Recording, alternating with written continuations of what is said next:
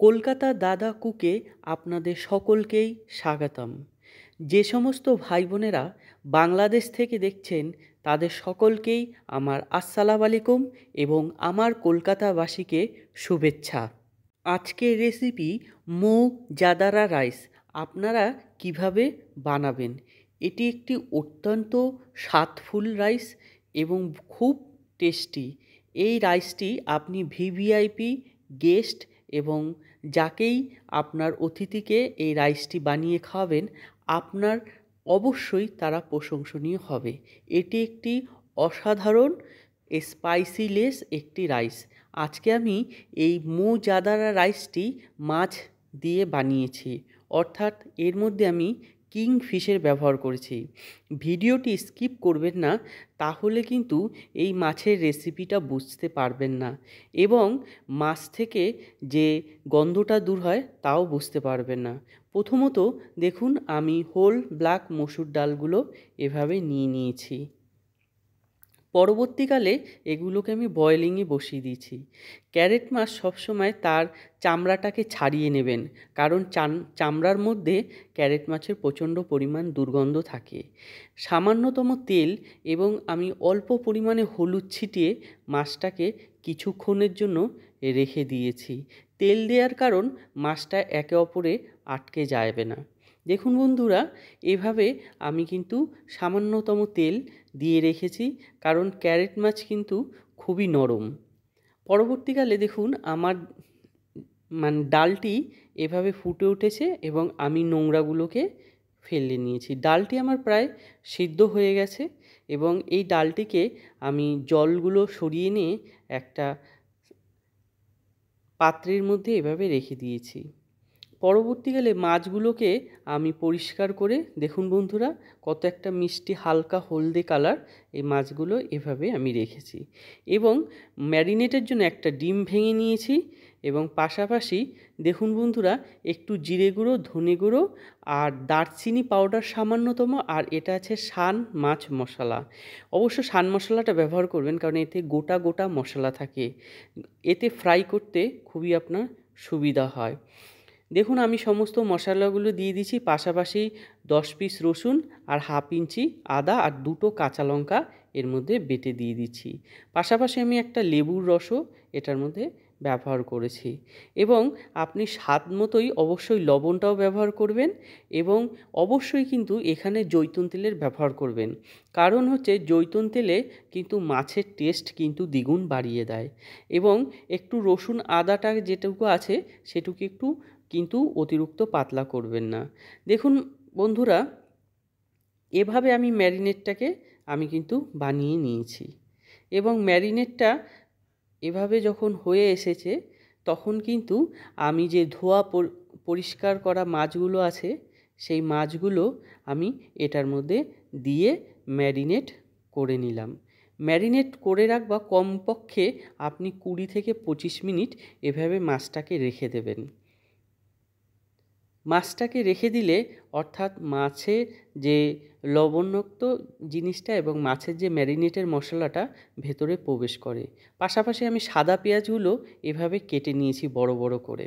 দেখুন বন্ধুরা, মাছটা কিন্তু আমার পৃথকই রয়েছে আর কত সুন্দরভাবে রয়েছে। এরপরে আমি একটা পাত্রের মধ্যে ভাত বানানোর জন্য জল নিয়ে নিলাম এবং পাশাপাশি এলাচ, 2টো তেজপাতা আর লবঙ্গ আমি এর মধ্যে দিয়ে লবণ দিয়ে আমি এটাকে হিটে করে রাখছি। এটা দিলে আপনার একটা সুবিধা হয়, হিটে ভাতের যে গরমে আপনার সুগন্ধটা বেরিয়ে আসে। অবশ্যই লবঙ্গ দারচিনি হিট করলে কিন্তু গন্ধটা বেরিয়ে আসে। অনিয়ন ফ্রাই অয়েল হচ্ছে এটা দ্বিতীয় টিপস, এটা কিন্তু অবশ্যই মনে রাখবেন। অনিয়ন ফ্রাই অয়েলে যদি মাছ ফ্রাই করেন, আমি 100-এ 200% শিওর থাকবো যে অবশ্যই আপনার কিন্তু মাছের গন্ধ থাকবে না। আপনি নিশ্চিন্তে যে কোনো মাছ কিন্তু অনিয়ন অয়েল ফ্রাই দিয়েই করবেন, তাহলে কিন্তু আপনার মাছে একটু দুর্গন্ধ সমস্ত কিছু চলে যাবে। দেখুন বন্ধুরা, একটু গোল্ডেন কালার করে আপনারা কিন্তু মাছটাকে ফ্রাই করে নেবেন।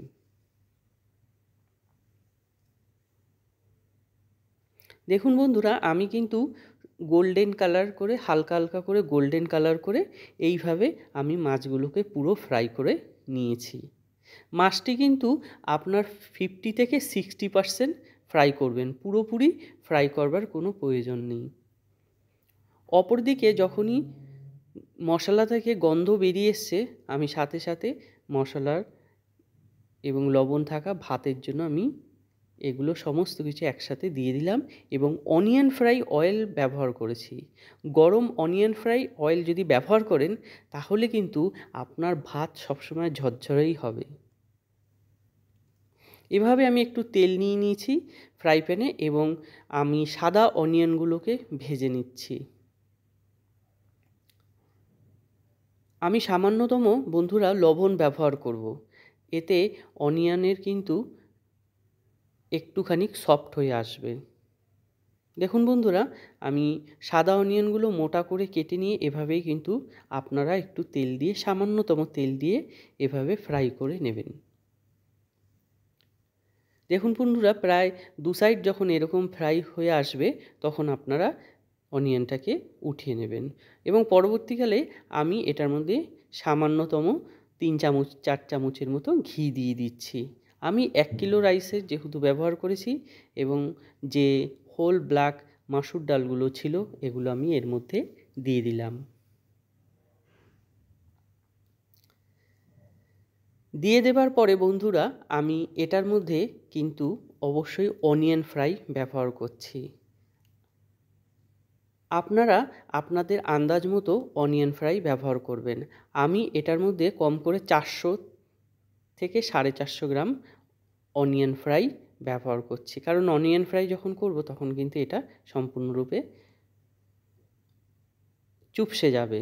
দেখুন বন্ধুরা, আমি লেবু নিয়ে নিয়েছি আর পাশাপাশি স্বাদ মতো লবণ এবং লেবুর রস কিন্তু আমি এটার মধ্যে দিয়ে দিয়েছি এবং লেবুর রস দিয়ে আমি কিন্তু এভাবে আমার এটা কিন্তু তৈরি হয়ে গেছে। দেখুন বন্ধুরা, পাশাপাশি আমার ভাতটা কত সুন্দর ঝরঝরা হয়েছে, একটা ভাতও কিন্তু একে অপরের লেগে নেই। এর কারণ হচ্ছে আমি গরম অনিয়ন অয়েল ফ্রাই এটার মধ্যে ব্যবহার করেছি। ভাতগুলো আমি এখন দমে দেবো, সেই কারণে কিছুটা ভাত নিলাম। নেবার পরে এর ওপরে এলাচি পাউডার আমি ছড়িয়ে দিলাম। এতে কিন্তু ভাতের একটা ফ্লেভার এলাচির খুব সুন্দর হয়ে আসবে এবং যেই আমি মুজাদারাটা তৈরি করেছিলাম সেটা আমি এখন ভাতের ওপরে এভাবে ছড়িয়ে দিচ্ছি। দেখুন বন্ধুরা, এরপরে আমি যেই মাছগুলো ছিল সেই মাছগুলো আমি এভাবে এটার উপর দিয়ে দিচ্ছি। মাছের ওপরে আমি সামান্যতম একটু এলাচি পাউডার ছড়িয়ে দেবো, এতে এলাচির ফ্লেভারটা থাকবে এবং একের পর এর ওপরে ভাতগুলো আমি ঢেলে দেবো। এরপর আবার পুনরায় আমি এভাবেই মুজাদারাগুলো দেব। দেবার পরে আমি কিন্তু যেই সাদা অনিয়নগুলো ভেজে রেখেছিলাম সেগুলো আমি এভাবে দিয়ে এটিকে 20 মিনিটের জন্য হালকা ফ্লেমে আমি দম দিয়ে রাখবো।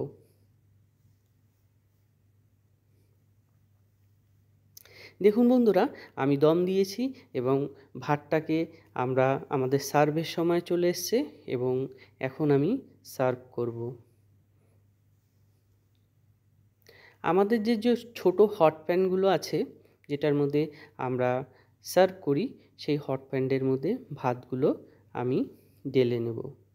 এটি একটি অসাধারণ ফুড বন্ধুরা, আপনারা অবশ্যই কাউকে বানিয়ে দিলে এই ভাতের কিন্তু প্রশংসা করতেই হবে।